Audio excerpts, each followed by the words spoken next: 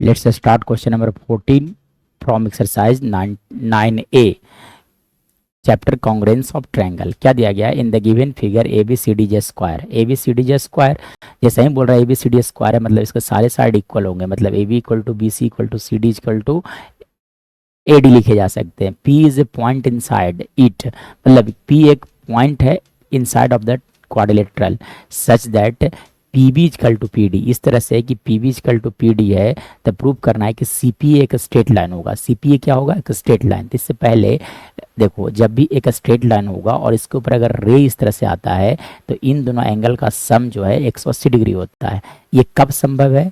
जब जब आप देखो ये ए बी एक स्ट्रेट लाइन होगा और यहाँ से अगर मैं बात करूँ तो ये देखो, यहाँ से अगर यहाँ से देखिए तो ये दोनों एंगल बी ओ सी और एंगल ए ओ सी का सम आना चाहिए 180 डिग्री, तब ए बी एक स्ट्रेट लाइन होगा। ठीक है, मतलब इसका जब ए बी स्ट्रेट लाइन होता है तो दोनों एंगल का सम 180 डिग्री, यानी कि अब इसके उल्टा देखा जाए, जब एंगल बी ओ सी और एंगल ए ओ सी का सम 180 आएगा, इसका मतलब ए बी क्या होगा? Straight line. मतलब आपको क्या करना है, ये एंगल और ये एंगल या तो फिर ये एंगल और ये एंगल, दोनों एंगल का सम आपको प्रूव कर देना है 180 डिग्री। मतलब A P B angle plus angle B P C का सम 180 डिग्री लाना है। सो कैसे किया जाए?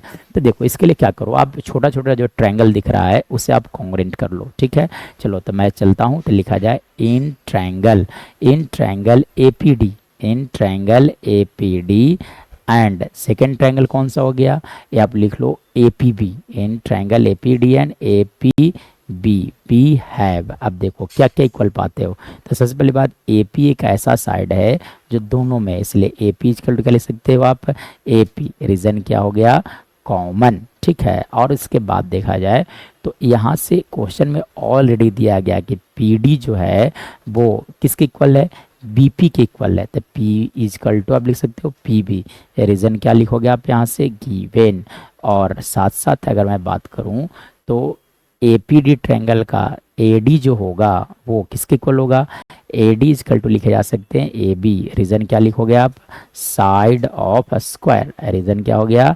Side of square are equal. So therefore we can say that triangle A P D is congruent to triangle A P B by which criteria? तो यहाँ से लग गया ट्रिपल एस। तो ट्रिपल एस से दोनों ट्रायंगल कॉन्ग्रेंट हो गए। जब कॉन्ग्रेंट हो गया यानी कि यहाँ से कहा जा सकता है कि angle A P B, sorry angle A P D, angle आप लिखो यहाँ से A P D is equal to लिखे जा सकते हैं एंगल ए पी बी। ठीक है ना?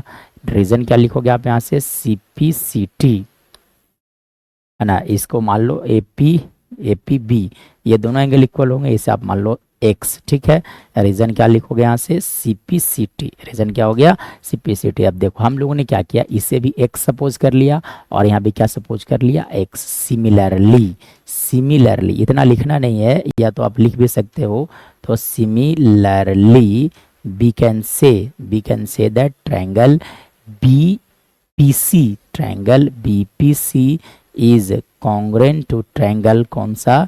CPD is congruent to triangle CPD by which criteria? Similarly. ठीक है ना? यानी कि एंगल BPC, एंगल BPC जो होगा वो एंगल कौन सा? एंगल CPD के इक्वल होगा, is equal to angle CPD, है ना? ये भी रीजन क्या हो जाएंगे? CPCT। चलिए अब इसे आप सपोज कर लो, एक्चुअली में इसे आप सपोज कर लो बाई, तो थोड़ा सा इजी कैलकुलेशन हो जाएंगे। तो ये क्या हो गया? बाई हो गया। ठीक है ना? ये भी रीजन क्या लिखोगे आप यहाँ से? CPCT। मतलब आप देखो ये बाई है, ये भी कितने हैं? बाई। चलो अब हम लोग जानते हैं कि sum of all angles around a point is 360 degree. So we can see here that x plus y plus x plus y का सम कितना होगा? 360 डिग्री। मतलब 2x प्लस 2y का सम आप लिख सकते हो 360 डिग्री। दो आप यहाँ से कॉमन ले जाए, कितना कॉमन ले लो? 2। तो 2 जब कॉमन लोगे तो x plus y equal to क्या लिख सकते हो? 360 डिग्री। मतलब यहाँ से लिखा जा सकता है कि x प्लस बाई का वैल्यू आएगा कितना? 180 डिग्री आएगा। x मतलब ये एंगल को लिख लो आप, बाई मतलब ये एंगल हो गया। यानी कि यहाँ से देखा जा सकता है कि angle A P D plus angle C P B का सम कितना आया? 180 degree. So we can say that CPA is a straight line. So CPA is a straight line, is a straight line. ऐसा इसलिए क्योंकि इस वाला property को यहाँ पर यूज हुआ.